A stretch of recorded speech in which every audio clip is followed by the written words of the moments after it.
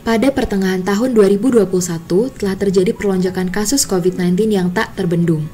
Data terbaru didapatkan pada Jumat 9 Juli 2021 terdapat 38.124 kasus COVID-19.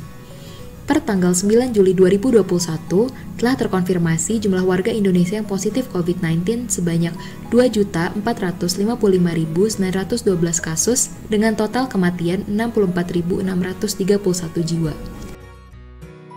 Keadaan ini menunjukkan bahwa kondisi pandemi di Indonesia semakin memburuk. Tahukah kamu apa itu COVID-19 atau COVID-19?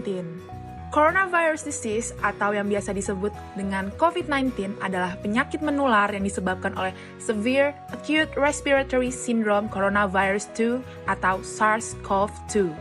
Infeksi virus ini dapat menyebabkan gangguan pernapasan akut seperti demam, batuk, dan sesak napas. COVID-19 menjadi pandemi global dan masih berlangsung hingga sekarang. Mulanya penyakit dari virus jenis baru yang berasal dari famili Coronaviridae ini ditemukan di pasar seafood Wuhan, China pada akhir Desember tahun 2019, kemudian menyebar ke Thailand, Jepang, Korea Selatan, dan negara-negara sekitarnya hingga mencapai Indonesia pada Maret 2020. Kemudian WHO menetapkan COVID-19 menjadi pandemi global. Hal ini dipaparkan sebagai hasil riset ilmuwan bernama Reuters dari University College London. Hasil menggambarkan terdapat 43 kasus pasien COVID mengalami disfungsi otak sementara, peradangan otak, stroke, hingga kerusakan saraf dan efek serius otak lainnya. Studi terbaru lainnya dilaporkan oleh para ahli neurologi dari NeuroGrow Brain Fitness Center di Virginia, bahwa gejala yang ditemukan pada pasien COVID-19 dapat berupa anosmia, yaitu kehilangan kemampuan penciuman, kejang, stroke, kebingungan, ensefalopati, yaitu kelainan struktur atau fungsi otak, dan kelumpuhan total. Fakta ini diperkuat dari jurnal penelitian yang sama halnya menyatakan bahwa COVID-19 memiliki dampak bagi sistem saraf manusia. Berikut ini adalah dampak COVID-19 terhadap sistem saraf kita. Pertama, gangguan kemampuan penciuman. Kedua, penyakit autoimun. Yang ketiga, bisa menyebabkan stroke. Dan yang keempat, bisa menyebabkan ensefalitis. Kemudian, pasien yang telah terinfeksi SARS-CoV-2 dapat mengalami gangguan saraf perifer GBS atau Guillain-Barré Syndrome. Pada penyakit ini, terjadi peristiwa sel imunitas tubuh menyerang sel saraf yang masih sehat akibat adanya imunitas silang atau cross immunity, sehingga terjadi kerusakan banyak jaringan saraf pada saat bersamaan atau polineuropati. Penyakit ini banyak teridentifikasi pada penyintas COVID-19 atau pasca infeksi SARS-CoV-2. Gejala saraf lainnya seperti nyeri kepala, pusing, gangguan kesadaran, kebingungan, ataksia, dan kejang. Vaksin COVID-19 dapat diberikan pada kasus penyakit saraf. Secara umum, semua pasien saraf seperti pasien stroke, Parkinson, demensia, Alzheimer bisa mendapatkan vaksin. Pasien epilepsi yang sudah bebas kejang, baik dengan minum obat atau tidak, juga dapat diberikan vaksin. Berikut adalah indikasi dan kontraindikasi pemberian vaksin COVID-19.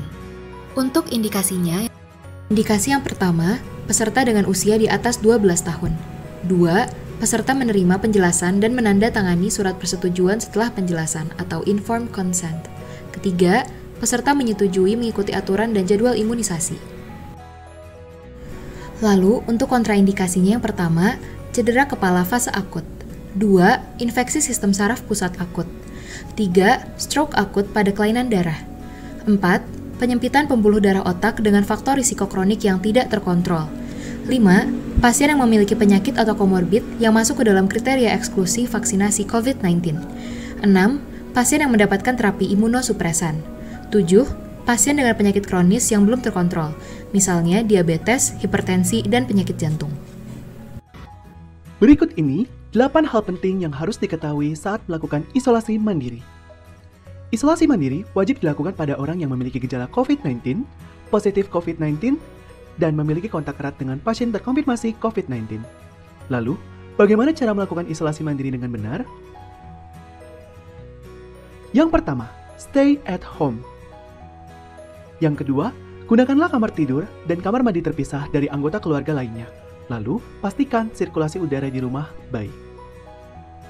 Yang ketiga, gunakanlah masker medis selama masa isolasi mandiri. Yang keempat, amati gejala yang timbul dan waspadai jika gejala tersebut memburuk serta segera konsultasikan ke dokter. Yang kelima, hindari pemakaian bersama peralatan makan, peralatan mandi, dan spray. Yang keenam, terapkan perilaku hidup bersih dan sehat seperti mencuci tangan dengan sabun, makan makanan yang bergizi, serta olahraga teratur. Yang ketujuh, berada di ruang terbuka untuk berjemur di bawah sinar matahari setiap pagi dan jangan lupa memakai masker serta jaga jarak ya. Yang kedelapan, jaga kebersihan rumah kalian dengan cairan desinfektan. Lalu, sampai kapan ya kita harus menjalankan isolasi mandiri ini? Menurut Kemenkes, isolasi mandiri yang baik dilakukan minimal 10 hari. Dan jangan lupa, untuk memastikan bahwa kamu negatif, lakukan swab ya. Halo Joko, apa kabar nih? Udah lama banget kita nggak ketemu. Mundur, menjauh. Jangan deket-deket dong. Kita kan harus tetap jaga protokol kesehatan. Lah, kan ini juga udah pakai masker kali, udah jalanin prokes juga. Ih, kamu belum tahu ya kalau prokes itu bukan cuma pakai masker aja loh. Oh, emangnya apa aja? Pakai masker aja cukup kali buat terhindar dari virus corona. Nih, aku jelasin ya. Jadi kita tuh harus menjalankan prokes 5M. 1. Memakai masker. 2. Mencuci tangan. 3. Menjaga jarak. 4. Menjauhi kerumunan. 5. Membatasi mobilitas. Oh, gitu ya. Aku baru tahu nih. Makasih ya Joko infonya. Iya, jadi jangan lupa ya buat tetap menjalankan prokes 5M ini supaya bisa melindungi diri dan orang sekitar kita. Protokol kesehatan 5M. Yang pertama, mencuci tangan. Rutin mencuci tangan selama setidaknya 20 detik hingga bersih adalah salah satu protokol kesehatan yang cukup efektif untuk mencegah penularan COVID-19. Namun, jika tidak ada air mengalir, dapat menggunakan hand sanitizer berbahan alkohol dengan kadar 70%. Yang kedua, memakai masker. Semua orang, baik yang sehat ataupun sakit, harus selalu menggunakan masker saat beraktivitas di luar rumah. Penggunaan masker yang baik juga harus diperhatikan, yaitu menutup rapat area hidung dan mulut sehingga bisa mencegah penularan COVID-19. Kebersihan masker juga harus diperhatikan. Jika masker sudah kotor, terkontaminasi ataupun rusak, harus segera diganti dengan yang baru. Ketiga, menjaga jarak. Menjaga jarak minimal 1 meter dengan orang lain untuk menghindari terkena droplets dari orang yang berbicara, batuk, atau bersin. 4. Menjauhi kerumunan. Menjauhi kerumunan orang saat berada di luar rumah sangat penting karena semakin banyak dan sering kamu bertemu orang, kemungkinan terinfeksi virus corona pun semakin tinggi. 5. Mengurangi mobilitas. Virus corona penyebab COVID-19 bisa berada di mana saja. Jadi, semakin banyak menghabiskan waktu di luar rumah, semakin tinggi kemungkinan terpapar virus ini. Jika tidak ada keperluan yang mendesak, tetaplah berada di rumah.